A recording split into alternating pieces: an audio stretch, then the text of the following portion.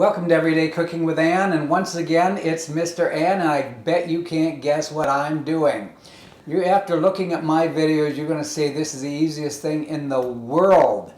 So today we're going to do strawberry sorbet. It's a little different than some of the others. If you do a boysenberry, blackberry, raspberry, they have bigger seeds. We're going to, which we usually strain out in a sieve. And the strawberries, we're going to leave the seeds in. It's actually better for you for roughage. And that's what we're going to do. So now we're going to tell you what's in it. This recipe is for 1.5 quarts on our traditional Cuisinart machine, which you don't need the ice bowls or anything. We'll show you that in a minute.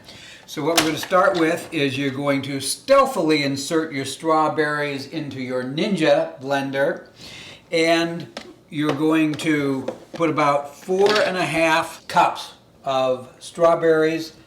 It's about 2 pounds, we'll make about 4.5 cups. We're going to put in 3.5 tablespoons of lemon juice. We're going to put in 1 cup of sugar, and we're going to put in a sizable pinch of salt. Now, why do you put salt in?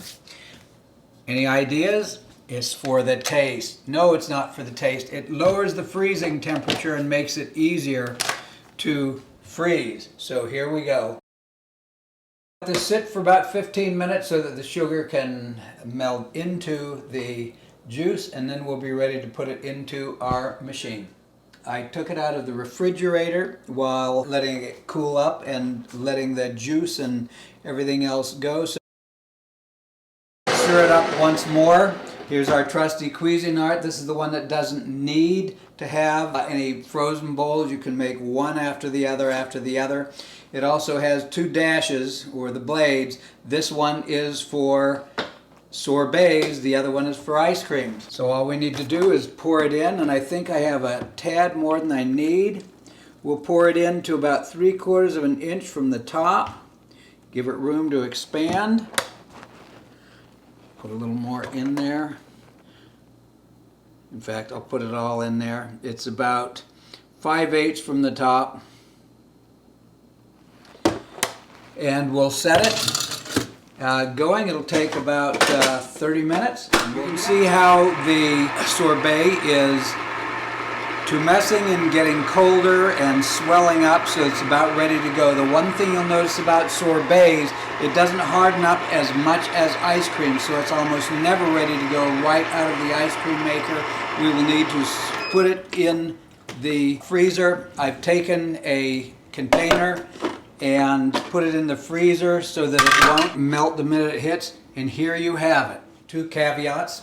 Be sure to pick the freshest berries you can, farm fresh, or at a roadside stand where you know it just came from a farm.